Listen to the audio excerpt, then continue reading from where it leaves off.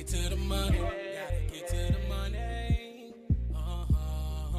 Early morning, so you know that I'm on it. So you know that I'm on it. Gotta make sure that my family straight. Gotta make sure that my kids and me. Gotta make sure that. Welcome to another episode of Drinking After Dark, a podcast where we discuss random topics while having a few drinks. I'm your host, Darius, and as always, drink responsibly. And y'all make sure y'all follow Drinking After Dark podcast on Facebook, Instagram, and TikTok. Make sure you hit that thumbs up and subscribe to Drinking After Dark podcast YouTube channel. Tonight, I'm back on it. Crown World Vanilla, mixed with Dr. Pepper. Uh, hope you guys had a great week. Hope you guys will have a great weekend. I know a lot of things happened this past week. I know a lot of you, if not probably most of you, watched the presidential debate. Everything like that. You can form your own opinions and everything. I think people already have their minds made up for the most part. But you know, I know some of you guys talking about the presidential debate. But what's more important is that not only do you uh, not only do you need to know who your presidential candidates are, but also who are your local and state candidates are. So just pay attention, man, to your local elections as well, your local and state elections. All right. Um, there's a lot that we won't. Well, only really two things we won't get into, but we're gonna start with. We got to talk about this. We got to talk about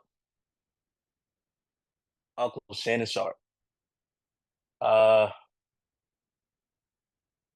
he's been having a rough week so far. Um, he had the technical difficulties technical difficulties um in an episode. I guess he was trying to do an ad and he had some problems with that. Um or whatever he was trying to do, he was getting feedback that he didn't want, and it was really messing with him. And now this Unc went live on Instagram. For those who don't know, he went live on Instagram. It was a viral moment. Now, he didn't know he was live. Okay, he didn't know he was live, but he pretty much went live, and he was doing some adult things with a lady. I think her name was Michelle. Michelle. I heard Michelle, so it could be Michelle, but I heard that. And yeah, it was a viral moment. And on the nightcap with Shannon Sharpe and Ocho, he pretty much, he took accountability, right? He called up everybody he needed to call up, family. He called up his agency, called up ESPN, and everything like that. He didn't know that he was live on social media. Okay. Now I got my thoughts on that as well, but it went viral. Um, to me, it was funny. It was really funny. I can't even really say it without really laughing, but basically he was now you don't see him actually doing the act. Okay, so for anybody trying to find a video of him actually doing the act, no, but you can hear him doing some adult things with um female companion. All right. And it was funny, you know, Chad Ocho, Cinco pretty much was telling him, man, you need to work on your dirty talk. He did that. He really was clowning him for that. I guess Cat Williams called Shannon Sharpe saying, "Hey, you're not gay. No, you're not gay today." So it was uh it was a moment, but he did stand up. He took accountability for it. Um, but it's so embarrassing because everybody was calling his phone, right? Everybody was calling his phone, and he didn't know what was going on. Now, if you go back and watch that video, I don't know if y'all noticed, but I did that. You could hear, I guess, the phone because he said it was his other phone that was ringing. you could hear the other phone on vibrate. It was vibrating like nonstop, right? And usually, I mean, I listen. I understand you in the middle of that activity. You don't want no disruptions or whatever. But sometimes when you get that many phone calls back to back to, it got to be something important. Got to be something important. But after the fact, he got a phone call from I think he said it was one of his marketing guys, and basically said, "Hey, there's a video you went live, and it sounded like you was having sex." And he said that his heart just dropped because he knew it was like, what's going on? What's this about? Now, this year alone, right? Shannon Sharpe, you talk about his platform. He has Club Shay Shay, he has Nightcap. Y'all see him on ESPN on First Take. Earlier this year, he was doing the Skip and Shannon um, show on FS1. He's been, you know, he's been blowing up this year, right? For those who don't know who Shannon Sharpe is, he is a uh, former NFL tight end, multiple time Super Bowl champion, multiple time Pro Bowler. He's in the Pro Football Hall of Fame. Uh, Now you see him uh, on ESPN. You see him on Club Shay Shay doing interviews. See him on Nightcap and everything like that. So he's been having a great year. It's just this past week it's been kind of a bad week, right? He went viral twice in 1 week, right? And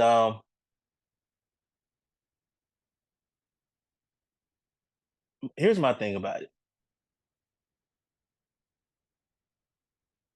He took accountability, yes. Um, Even Ocho, who knows him, saying uh he's not really into technology like that. He how to work things and stuff like that. I know I see him more on um X, formerly known as Twitter. I see him more on that. I don't really see him um on Instagram or anything like that, Facebook. Um, I don't think he's even on TikTok. I know X is where from his personal, I could feel like that's him on X more than anything else. Obviously, I'm pretty sure he has a social media manager that help manage his accounts. But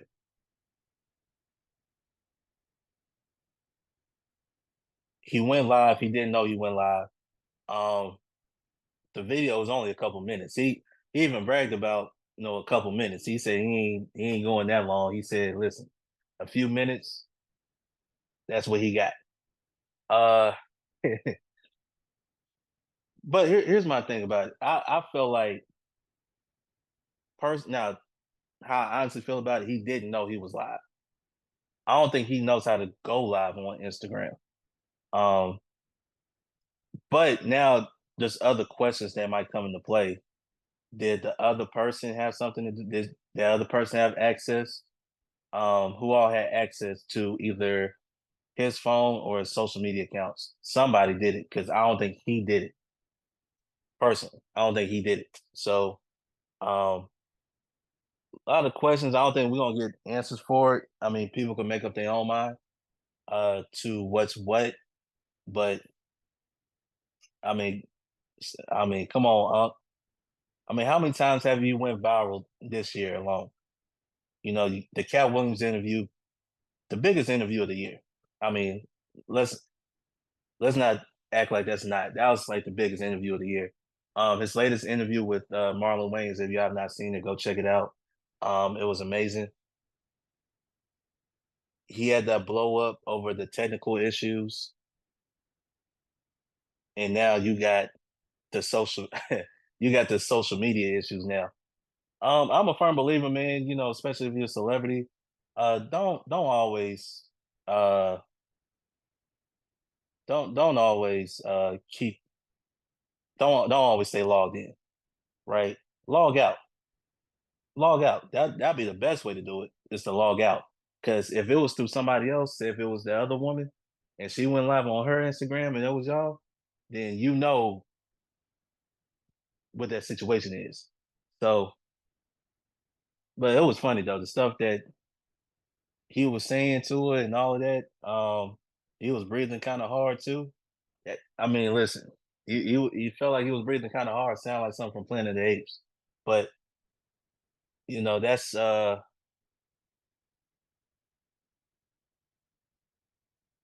mean, well, we in September now, so what else can happen between now and the end of the year? We don't know. We don't know, but he did take accountability for his actions. He did call everybody. Um, I'm pretty sure his job is probably safe. If y'all don't know, ESPN is owned by Disney, and Disney's all about the image. So, but at the same time, it's all about the money by the end of the day. So if he's generating this much money, and like I said, he wasn't on. I mean, you hear him, the video was rolling, but you didn't actually see him doing the activity, right? So that's that. That's that thing. And a lot of people bringing up the Paul Pierce comparison, but if y'all know what happened with that, y'all know it was like, okay, he was doing that on camera.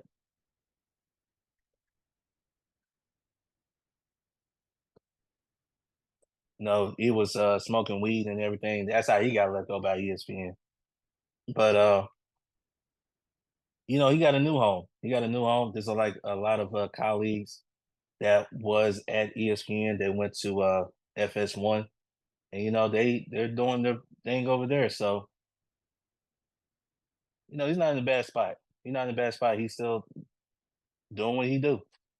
Um, but yeah, it was funny to me, right? Because I was like, man, what's everybody talking about? Uh, Shannon Sharpe for? What's going on? What's going on with Unc right now? And then it was like, man, I mean, you got people clowning. I mean, Gilly was clown. I mean, it was funny to me. Like I said, it was funny to me. But I like how he owned up to it. Um, he was able to laugh and joke at it. I'm pretty sure next time when it comes to his bedroom, phones stay out the bedroom and things like that. So, hey, Shannon Sharp, listen, man, I would like to invite you on my podcast, Drinking After Dark podcast. I would definitely like to invite you on, man, and talk, man, about anything and everything. So you're more than welcome to come on this platform. All right, y'all. So let's move on to the next topic. I gotta talk about this. Um, another big topic this past week. Um, we gotta talk about Colorado. You got a lot of people who are you got a lot of people who one thing about success and everything like that, when you become successful, people are always praying on your downfall. You hear that all the time. But Colorado's football team, led by Deion Sanders, head coach, uh, out of his own mouth, they were supposed to take a leap this year after last year. Last year, first year, I think they only won 4 games. Last year, this year, he was saying that hey, they're going to be bowl eligible. Now, how many wins do you have to become bowl eligible? You have to have 6 wins to become bowl eligible. All right. Um, so far after 2 games, they're 1-1. But the last game, they got blew out by Nebraska. Nebraska is a good football team. It was definitely a step up in competition compared to North Dakota State. North Dakota State is an FCS team, but you know they've won. I don't know how many championships they have won on the FCS level. Still Division 1, but they're the FCS, while Colorado and other schools are FBS. I always felt like North Dakota State could be in the FBS. They have a history of beating FBS teams. So if they would have beat Colorado, there would have been no shock. But when it came to Colorado versus Nebraska, Deion Sanders, that team just they got beat bad. They got beat bad. Um, and a lot of people are saying that Deion Sanders, he has had successful coaching on the high school level at Jackson State, but you have to understand the difference in with Jackson State and the HBCUs versus now you're in the Power Five conference. Now you got to get the meat and potatoes. You got to get the O line and defensive line, which last year they've been atrocious. This year, you don't see no change. You have a whole bunch, I think over 40 players that was transferred.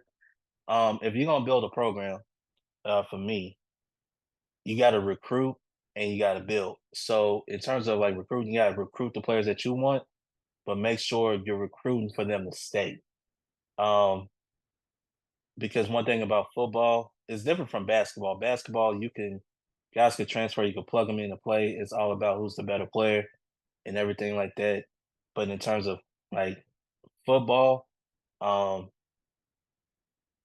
man, you got especially on the college level, you got to be able to get these kids to stay, be able to develop.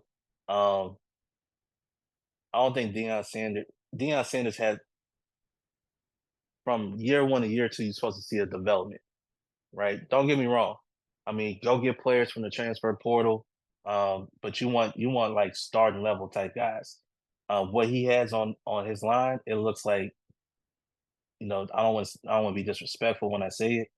It looks like a guys that are backups, right? Um, I think the offense, well, for one, they can't run the football.